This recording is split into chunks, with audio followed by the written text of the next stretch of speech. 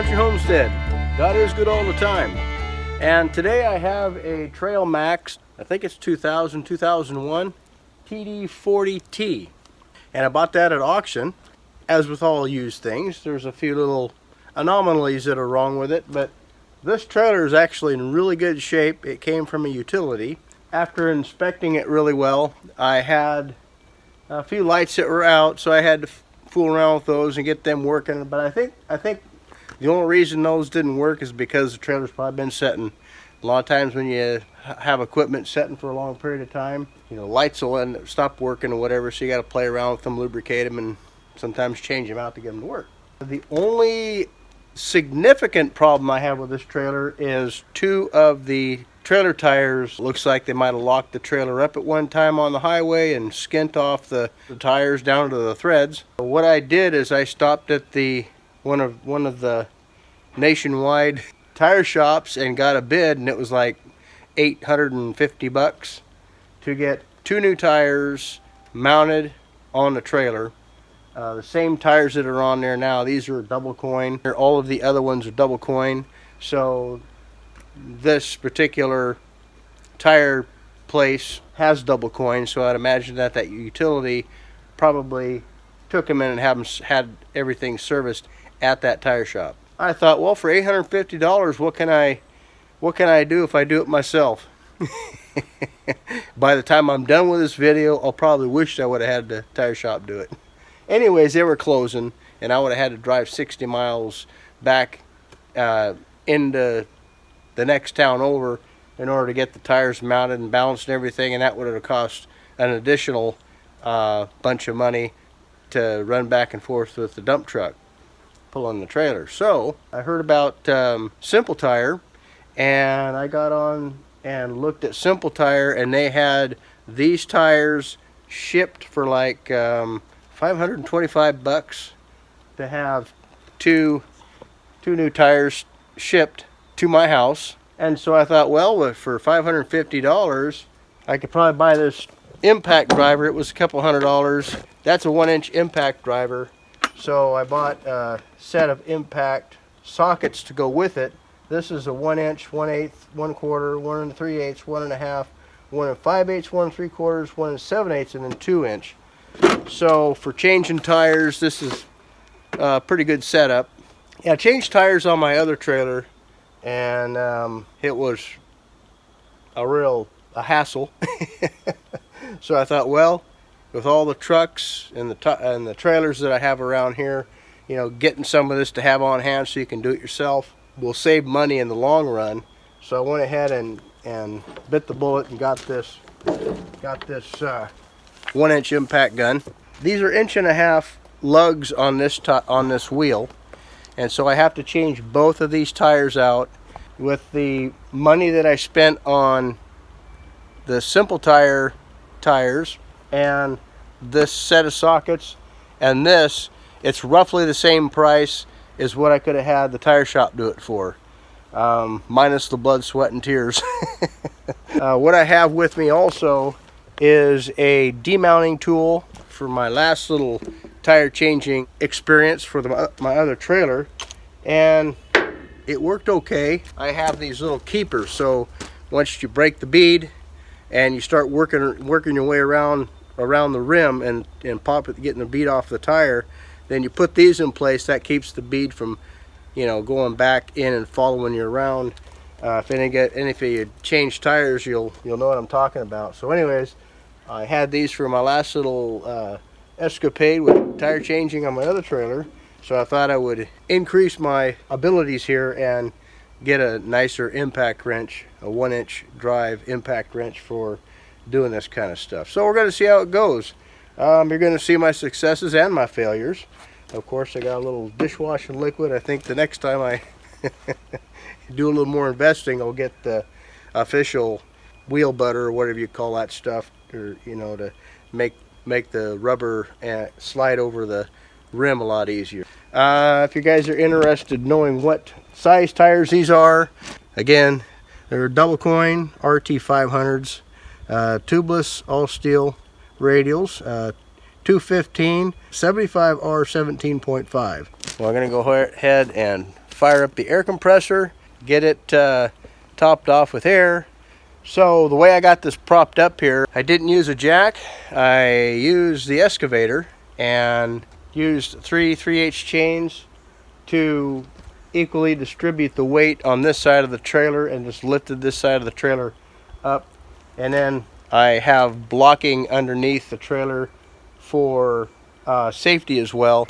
I don't want this thing falling on me. So you see I have blocking underneath here, underneath that axle, and that keeps the wheels or tires suspended. One thing I want to also mention about this trailer is it looks like all the air cans are new in it. So it looks like the brakes have been all redone. This wheel over here has looks like a new hub filled with oil. All the oil levels look good. So one thing worth noting, if you haven't done these before, the nuts on these go, when you take them off, they're clockwise instead of counterclockwise. Righty-tighty doesn't work here. You gotta have it clockwise to actually remove the lug nuts on this.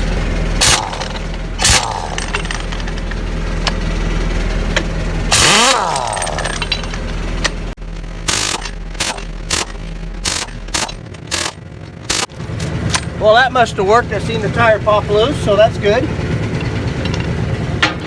I'll take all these and put them up out of the way so they don't get lost.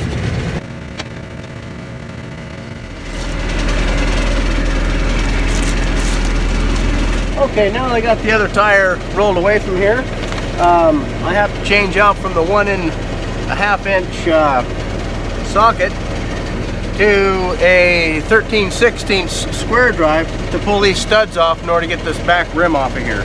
So this is what you call a hub pilot, and we gotta go ahead and remove those to get this back rim off.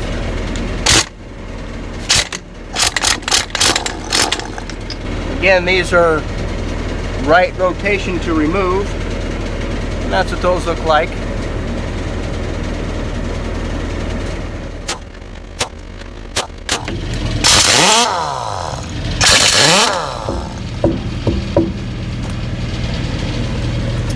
Now you can see why I wanted to change these out.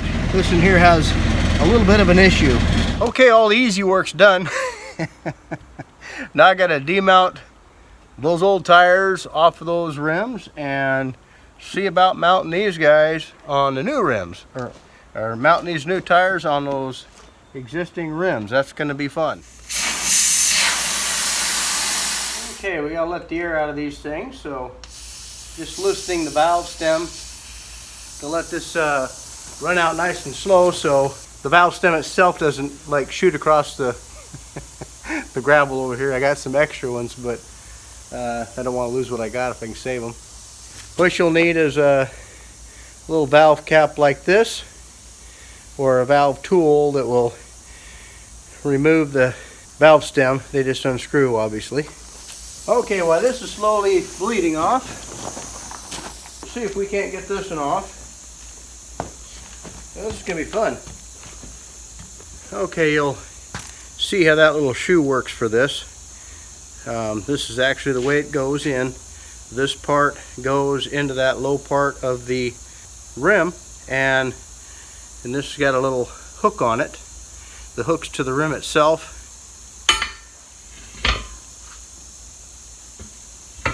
These aren't tire spoons, but it's the best I have.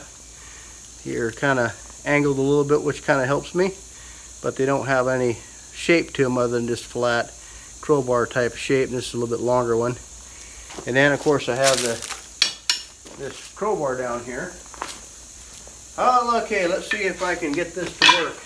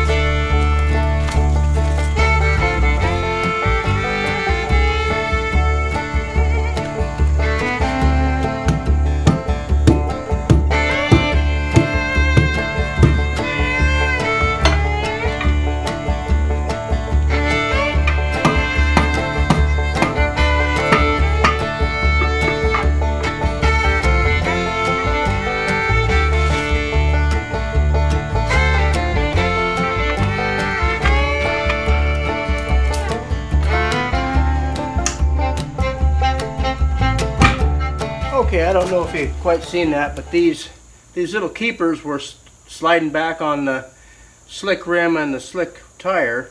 You got to put soap on here, but these just want to slip back every time you try to inch this forward to get it on the rim. So by putting the vice grips on just the very edge of the rim, it kept these from sliding back. This won't have any effect on the seal because it's right here on the edge. It just keeps these from sliding back. But after I figured that out, the tire went on relatively easily, and then these things just slip off. Oh, good. We got this one done. Okay, here's tire rim number 2. Let's see if this is any easier. I think what I'm going to do this time is I'm just going to pour a little bit of soap. Now one of the tricks is when you bust that bead loose, you didn't see me do that on video, but when you go to put the shoe in, I'm going to call this a shoe, this metal part, inside the tire, then beat this part down to where it's off of this ridge, so that can suck in a little bit and give you a little more slack for this end over here. Okay, this seems like it's going a little easier.